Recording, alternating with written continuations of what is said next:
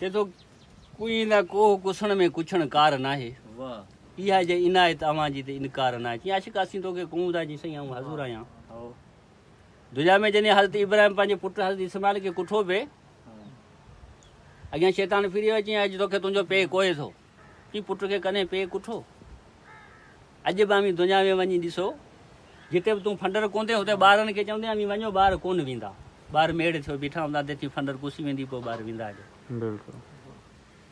चई भाई ईअं तूं मथां हुते वियो चई ख़ुदा जो हुकुम आहे चई जेकॾहिं ख़ुदा जो हुकुम आहे त पोइ जल्दी कर ऐं कीअं इनकार चवां त तूं न को मूंखे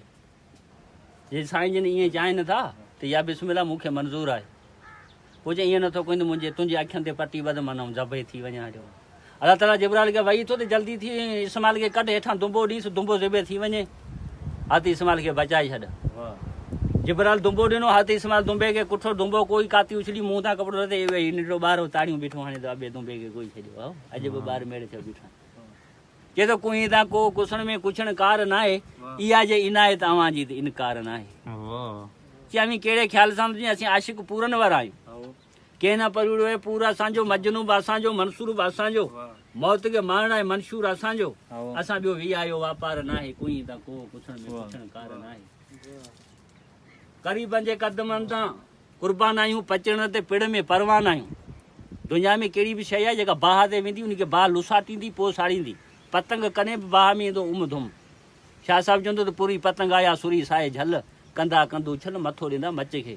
पतंग न पाह कयो मिड़िया मथे मच पसी लास न लिचा छड़िया मथे सच संदा गीचन गचे वीचारनि विञाया पचण ते पिड़ में परवान आहियूं निगाहनि ते निज़नि जा निशान आहियूं सपर साफ़ सीनो ऐं संदन सार नाहे कुई दा को कुसण में कुछण नाहे नरक जे दीद दिलड़ी दाम दाणनि मथे थिया न्याहर जे निमाणी नांग नाणनि मथे थिया मुर्क मेठ माखी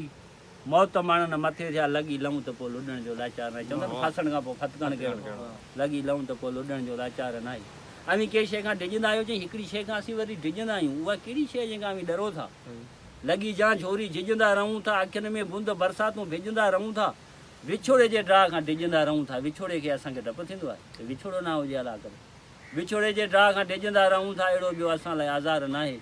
कुई था को कुसण में कुछण कार नाहे छा चवंदा खलीलनि जी खिलवत खुलासी घणूं था खलील चवंदा आहिनि दोस्त खे हा त इब्राहिम खलीलुल्लाह हो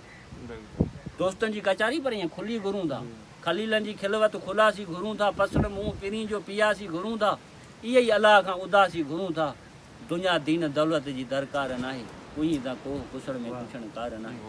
पाणिया कीना पूनम बि पेरनि जी बणी सां पूनम चवंदा आहिनि चोॾहं जी चंड खे चओ त चोॾहं जो चंड त तुंहिंजे पेर बराबरि कोन्हे सुभान अल्लाह कबीर चवंदो जो सर लागो सो सर ॾियारूं चए थो चंड तोखे को घाह लॻल आहे तॾहिं तुंहिंजो अधु पुछते तूं अधु चंड पहिरीं अधु भरंदो आहे चोॾहीं ते वञी सॼो थींदो आहे चए तोखे को धकु लॻल आहे तॾहिं अधु तुंहिंजो पुछते पियो पर आस्ते आस्ते तूं चोॾहीं जी राति सॼो थी वेंदो असीं क़यामत ताईं जी सजा कोन थींदा अहिड़ो असांखे घाह लॻल आहे बाजा कीना पूनम में पेरनि जी पणी सां भला वार बीठा खणी फणी सां अजल कर असांजो अखियुनि जी अड़ी सां अहिड़ो अजन ॿियो हथियार नाहे कुई तां को कुसण में कुछण कार नाहे